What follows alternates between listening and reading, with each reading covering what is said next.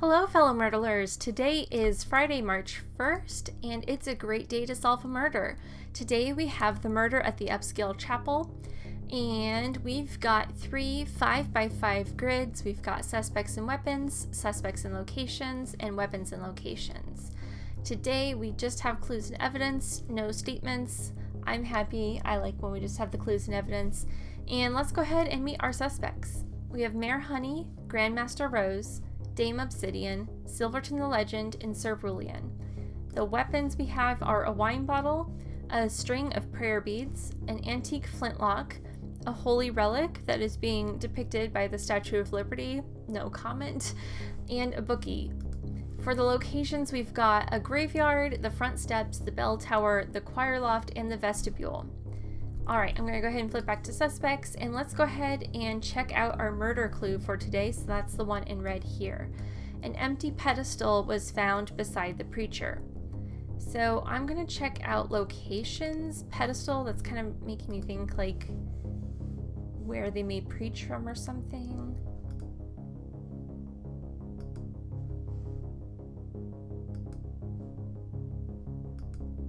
Not seeing anything here.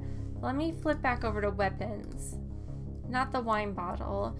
And you'll see too, we've got these little look for hints. So that's telling us what the signs are that we'll look for to associate with this weapon. So in this case, we've got red droplets. That's not what we're looking for. A lone bead, no. Powder burn, no. Empty pedestal. All right, so the Statue of Liberty and or the holy relic is the murder weapon today. So I will go ahead and put that in here. And of course we still have to figure out the who and the where. So let's get started on that. Silverton the Legend had a crush on the person who brought a string of prayer beads. So clues like this don't really tell us much. The only thing it actually tells us is that Silverton the Legend did not have the prayer beads. So I'm just gonna put an X there. This is because we know that they had a crush on this other person, and so that means that they weren't in fact that person. Alright, this fingerprint was found in the vestibule. Alright, so let's go ahead and flip these over. I do love the fingerprint clues. Alright, right away my brain is saying Mayor Honey. We've got these two little like individual lines here that kind of stick out. Nobody else has that kind of pattern, so we can go ahead and say Mayor Honey. And it was in the vestibule, so we'll go ahead and mark that here. Mayor Honey was in the vestibule. And again, as always, that means that no other suspects were in the vestibule, just as Mayor Honey was not in any other place. Alright, traces of a weapon made of bone were found in the vestibule. So, as we mentioned before, we have those traces that we're looking for. So in this case, this was red droplets, lone bead, powder burn, an empty pedestal. Oh, but yeah, we need to be looking for bone. Wait, were there any other bone? What? No, okay, so I goofed this one up, but traces, I was looking at traces. Alright, so traces of a weapon made of bone were found in the vestibule. Okay, so we've got the holy relic was made of bone, and just triple checking. Yeah, that's the only one. Wait. I think this actually gives us the solve. Yep. Huh. Alright, well that was fast. Okay, so that's kind of incredible. I guess maybe this is why you don't jump ahead to the murder clue, but oh well. If you were going for speed, this would be the way to do it. So this tells us that it was Mayor Honey because we know that Mayor Honey was in the vestibule, and the holy relic, which was the murder weapon for today, was in the vestibule. So we accidentally solved the murder in like 0 seconds, but that's fine. I'm not gonna make the accusation. Well, you know, I'll make it right now, but I'm gonna keep working on the grid. We'll see how this pans out. It may be that we want to change some things, and we may need to do that later. So let's go back in.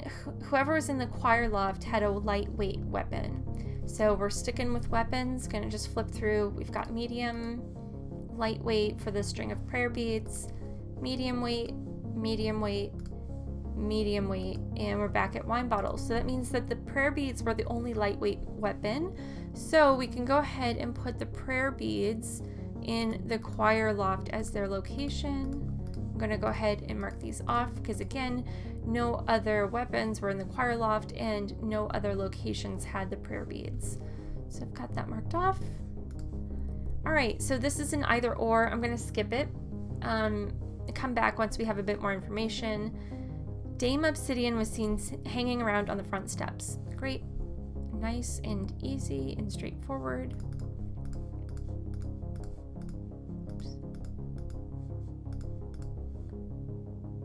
That was just a goof click there if anyone's confused. Okay. A powder burn was found outdoors. Actually, before I do that, let me go ahead and clean up really quickly. I know that Dame Obsidian was not in the choir loft, so I'm going to put that there.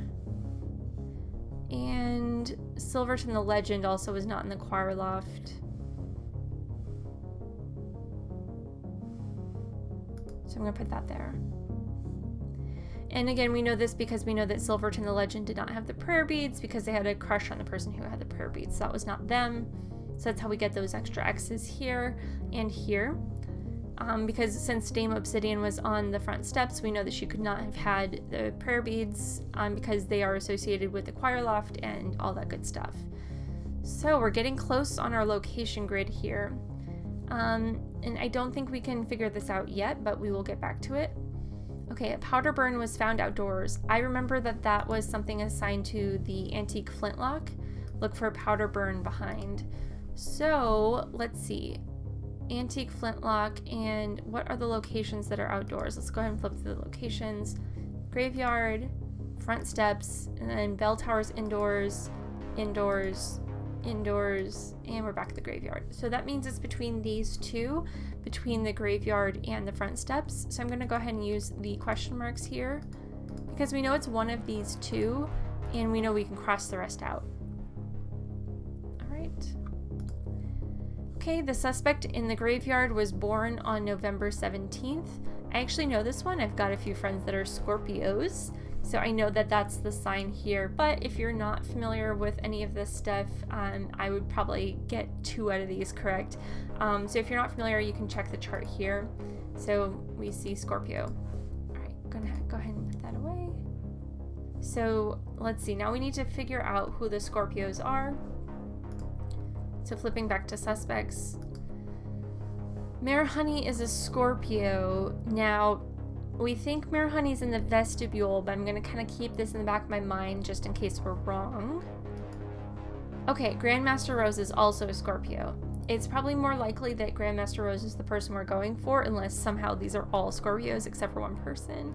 Leo, Leo, Leo, Scorpio. Okay, so I'm just going to assume that we're right about Mayor Honey's location, and then that puts Grandmaster Rose in the graveyard, because we know that whomever was in the graveyard was born on November 17th, I think it was, and that would mean that it has to be one of the 2 Scorpios. Alright, so if they are in the graveyard, do we have any additional information? Yes, we know that if they are in the graveyard that they did not have the prayer beads, which means Cerulean had the prayer beads, and that means that the prayer beads were in the choir loft. Alright, we've got our grid. This is looking good. Okay, so let's come back. Alright, so this is going to be the kicker now, I think. Either Grandmaster Rose brought a bottle or Cerulean was in the bell tower.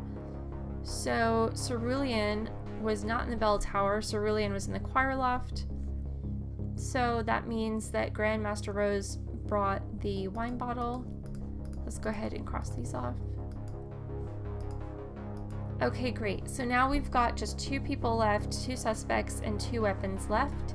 We're between Dame Obsidian and Silverton the Legend for the antique flintlock and the bookie. So let's look back at what we know about the clues here. So we know that the antique flintlock was found outdoors. So we need to make sure that we're looking at the suspect who was found outdoors. That should be one of these. So let's look at, let's see, where are the location cards? Okay, so the front steps are outdoors, and then looks like Silverton the Legend was in the bell tower. Yep, and that is indoors.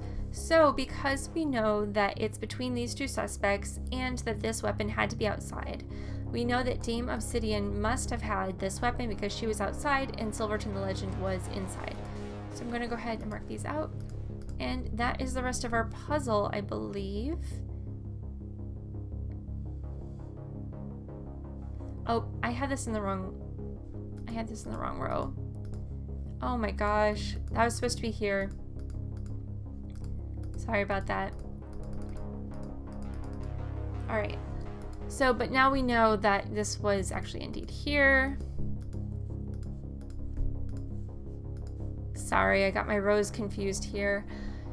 Okay, so we've got that taken care of, and I know that we have the rest of these. This one is good. We've got the bookie in the bell tower. Go ahead and make that here. Uh-oh. All right. I am... For someone who's obsessed with the grid, I'm doing a very bad job with it today. All right, so that's the grid all filled out now. Great. And we've got all of these crossed out. So, Mare Honey, a holy relic in the vestibule, will make our accusation. And we were right. Wow. That must be like one of the earlier solves I've ever had. So, thanks for playing along. I hope this was a helpful walkthrough, and we'll see you tomorrow.